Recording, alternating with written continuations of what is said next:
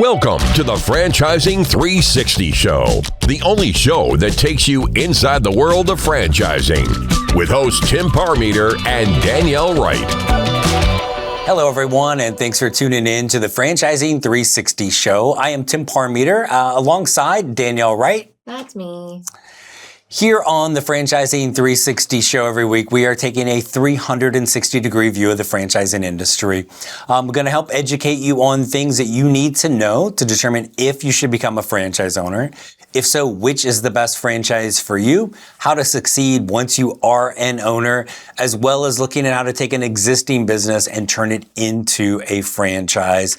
Today, we've got a guest coming on, a return guest, which is always kind of cool, to talk about not just one, but 7 different possible franchise brands. So looking forward to chatting about that here in a little bit. Yeah, they're not what you would think they are. And it's a whole, like we talk about verticals and industries or what have you, we never really talk about the customer base. So I think it was interesting. I had good questions. Yes. So definitely excited about that. What do we have for our franchise fun facts?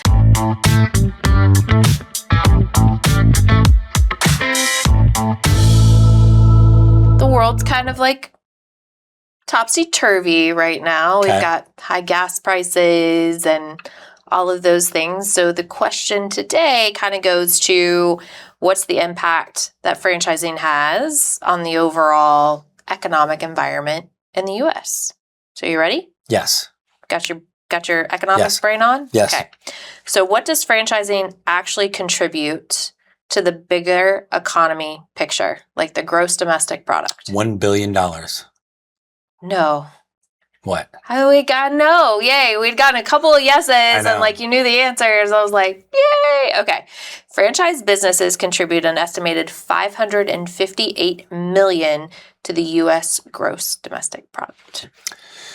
Pretty crazy how big franchising really is, and how many things that are out there that are franchises that people don't realize that are. Right. And wait for it. That's nearly 3% of the American economy. Just 3%. Right. 3%. 558 billion. Like that's a B. And our guest today is going to talk about some of the things that are franchises. I seem to be doing well with these facts. It's almost like you're planning, which is pretty impressive. Don't ever do that, please. Accidental. Yes. But how much of that money is coming from things you just have no clue exist or what they are? Our guest here coming on in a minute is going to talk about some brands that fit into that category here on the Franchising 360 Show.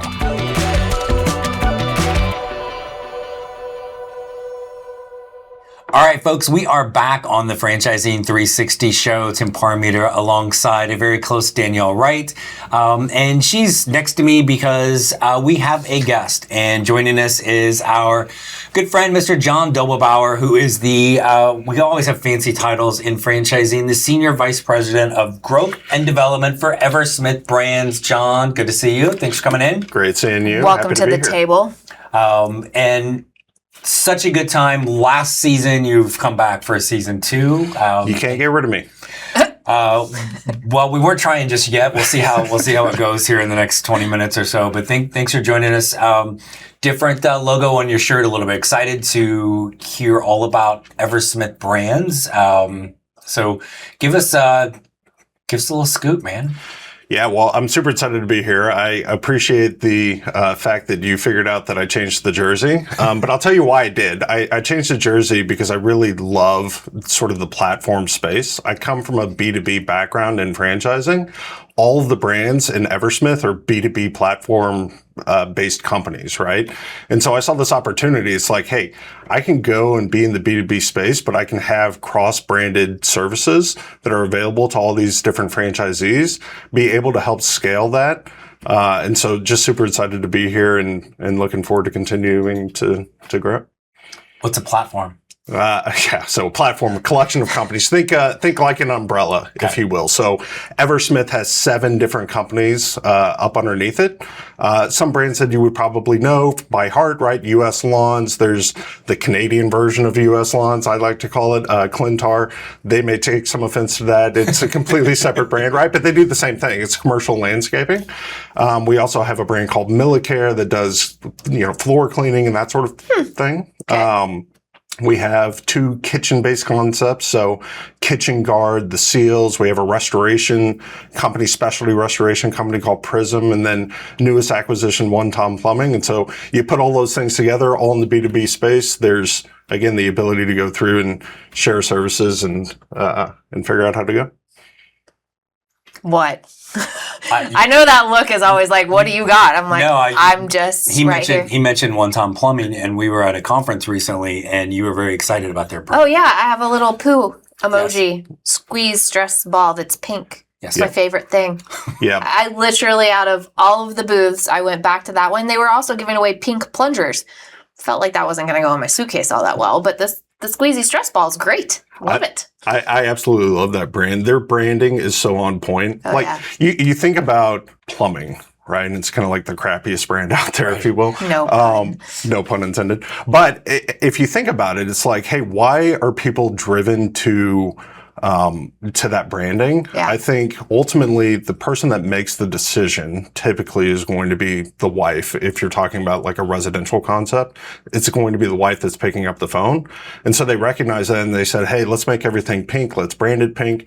Then they really got heavy into the commercial space. Okay. And so ultimately they came in, they said, well, look, if we have a big burly plumbing guy, right? But he shows up with a pink plunger and a little pink poop emoji, someone's going to remember that, and then they're going to give us a call, right? Yeah. One Tom Plumber, the name of the brand is the phone number, right? So everything kind of just ties back to, hey, how do we stay in front of the customer, the consumer, whether it is a business consumer or a residential consumer, how do we stay in front of that relationship to make sure that we're constantly growing the brand, constantly growing the franchisees, brands and kind of going from there. So question, you've got B2C and B2B, kind of explain to the viewers what the difference is. And then my secondary question to that is, how hard or is it harder to get those types of clients on the B2B level because you're now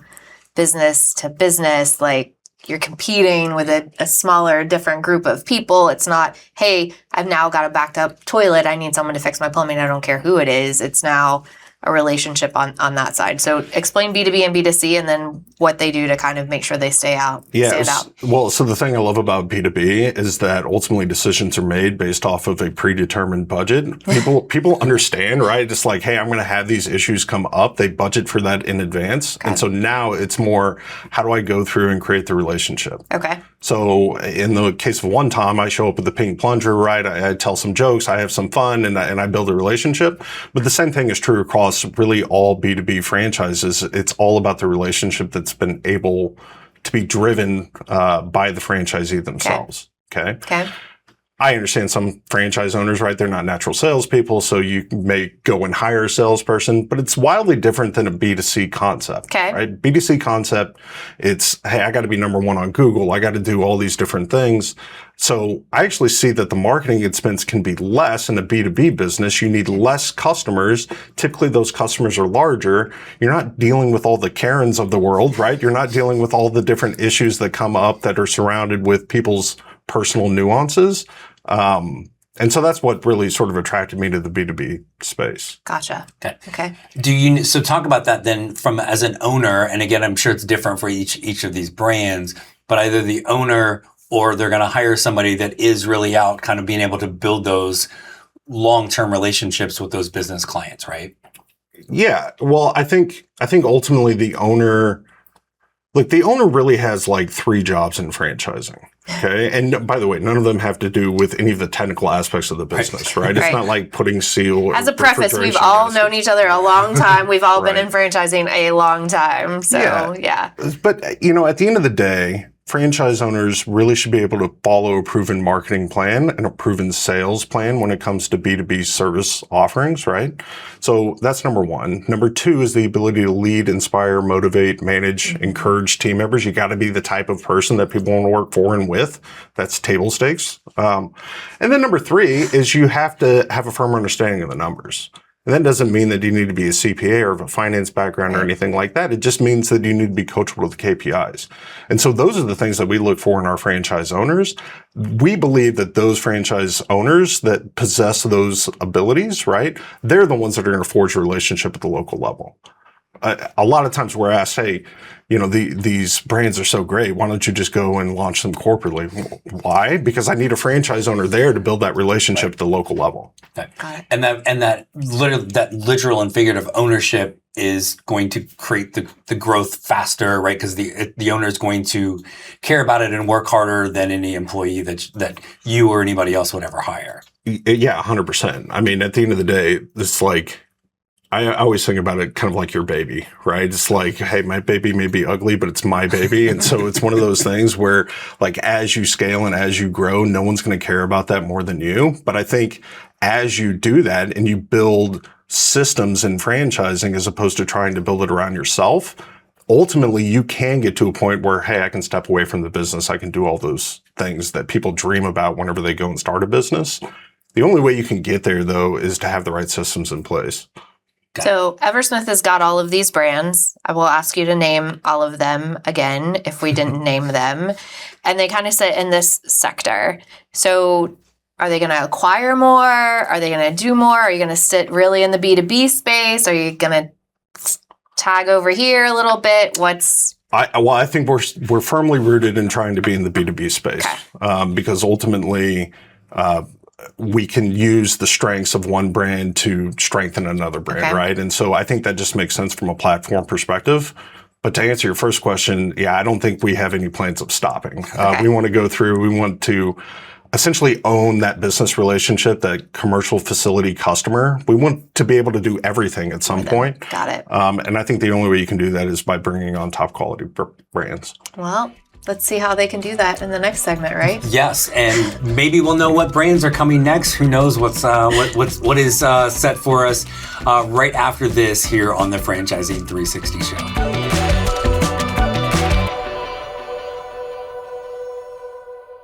Hey, we're back on the Franchising 360 show. Tim Parmeter with Danielle Wright and our pal John Dobelbower from EverSmith Brands, and we talked a little bit about how these brands are all B2B components from this. Talk a little bit about which one of these is your favorite. It's like naming your favorite child. Oh my God. Well, so I have to be as agnostic as possible. Okay. But I will say this, there are certain things to love about each one of these brands. If you look at the Seals, for example, right?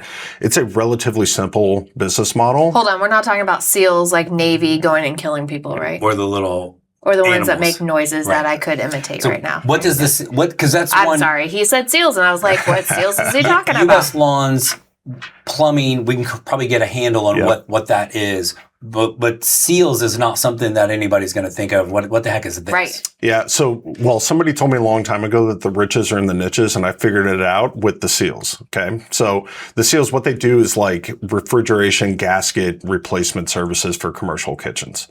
Now, you would be shocked at how often those seals actually need replacement. If you think about it, a commercial kitchen, you have to legally go through, clean everything every single day. The chemicals that they put on those rubber gaskets just destroys the rubber gaskets. We're the guys that come in and replace those, but we do that very consistently, right? And so my point, though, is like you go and you look at a brand like that, it's incredibly niche. Mm-hmm. It's, hey, this serves the need of the customer, right? The customer is actively looking for this service, and it's a repeating, recurring service.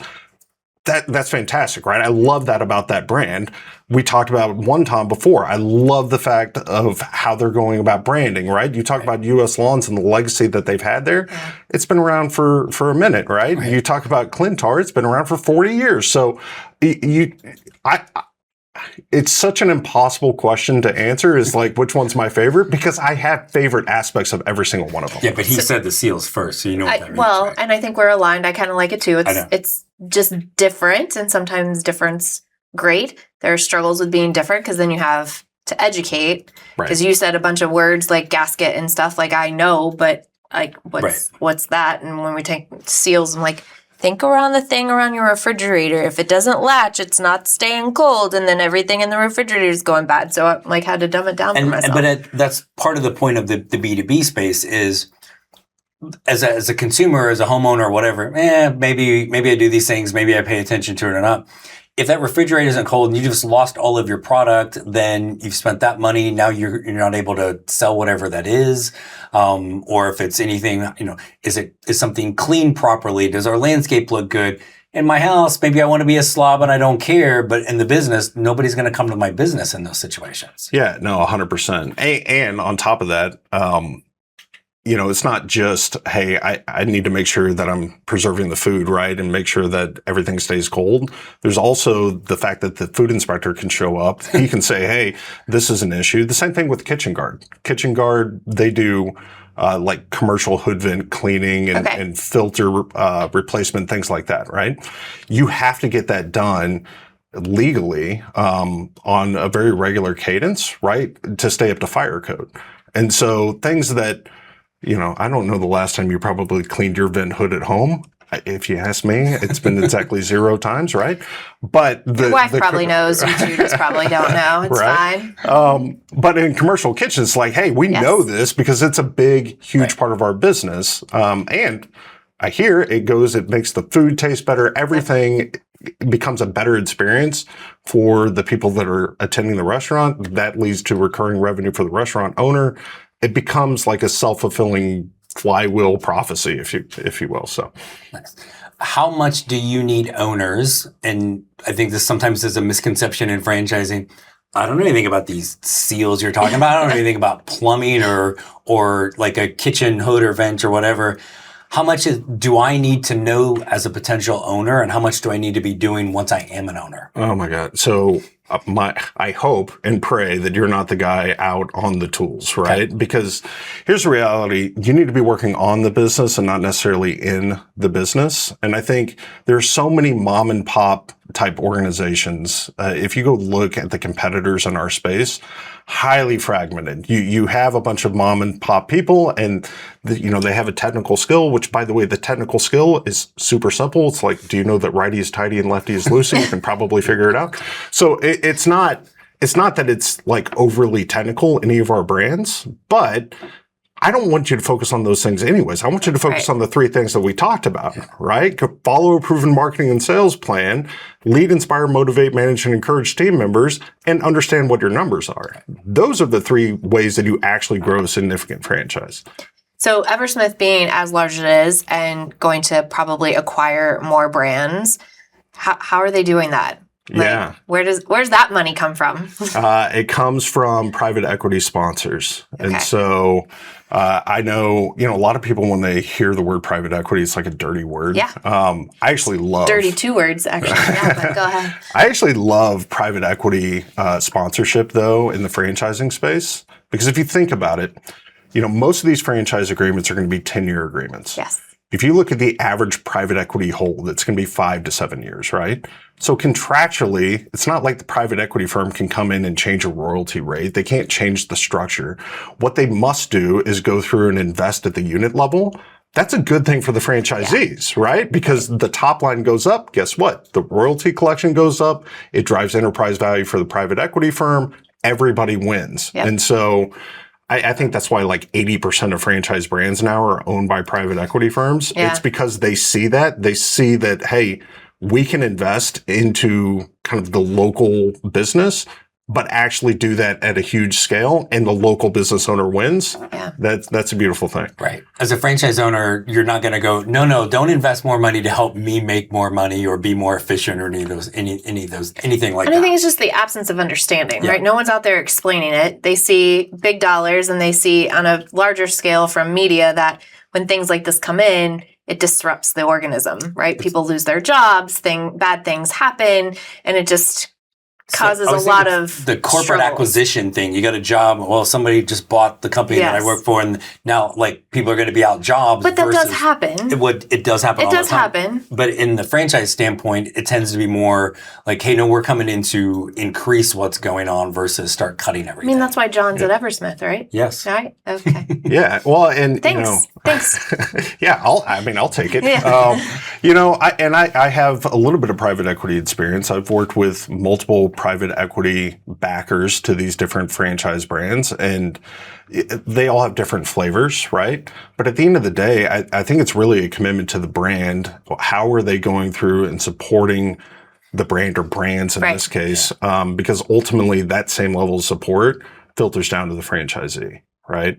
And look, like private equity guys are capitalists. They want to make they want to make money. Right. They want to make as much money as they can. And if they're not helping you to make money, then they made a bad investment. 100%.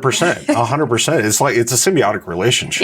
Yep. And so But they're not there to be your bestie either, right? Like the franchisor is, right? I hate the franchisee-franchisor verbiage. I like we're franchise partners and we're in this together. But I think some private equity goes in thinking the same way. And then others are like, I'm just going to give you money and I expect you to keep doing what you're doing. Like, do it, but just do it better. Yeah. And then I'll stay out. Yeah. I mean, like I said, different flavors. I think the best equity firms out there, though, they hold the franchisor accountable to be better than they were the day before. Okay. Right.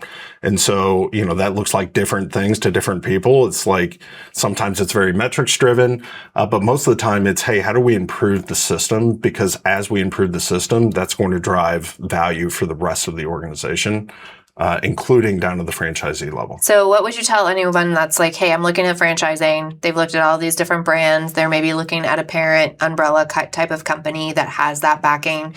Is there one thing that you would tell them to ask in their discovery process when there is a private equity firm involved? Yeah, well, I would ask kind of like, what's the thesis, right? Okay. So in other words, what is the overall plan? Why did you guys go through and make the investment in these individual brands? I would welcome the opportunity if someone were coming through contemplating one of EverSmith's franchises. I want them to ask me the same questions that you guys are asking me. Like, hey, why are you guys trying to acquire additional brands? And lay out that plan, because I think ultimately when you understand what that plan is, then you can get on board with that. You're going to be signing a 10-year franchise agreement, right? You're going to be married to this for a while. So I think you need to know the direction that company is going. Yep. That partner, again, all about that partnership back and forth. So, Yep. Right. John, cool. As always, good seeing you. Thanks so much for coming in and joining us. Yeah, absolutely. Thanks so much for having me. John Dobelbower, EverSmith Brands. We will be right back here on the Franchising 360 Show. Thanks again for watching the Franchising 360 Show, brought to you by Fran Coach. Danielle and I hope these episodes continue to educate you on the franchise industry. In between our episodes, if you would like to learn more about franchising and the ways in which Fran Coach can help, there are a few places you should check out. First, be sure to listen to the award-winning Franchising 101 podcast. You can find this on Spotify or wherever you listen to your favorite podcasts. Next, check out the Fran Coach YouTube channel, Fran Coach for You. You can catch past episodes of the Franchising 360 Show, plus tons of other content. If you like to read, we encourage you to check out the book, Becoming a Franchise Owner. And finally, when you are ready to take that first personalized step and explore franchise industry further, please reach out to our amazing team at Fran Coach. There is never any fee for our service, so let us help you create your better tomorrow. Until next week, for Danielle Wright, I'm Tim Parmeter. Thanks for tuning in to the Franchising 360 Show.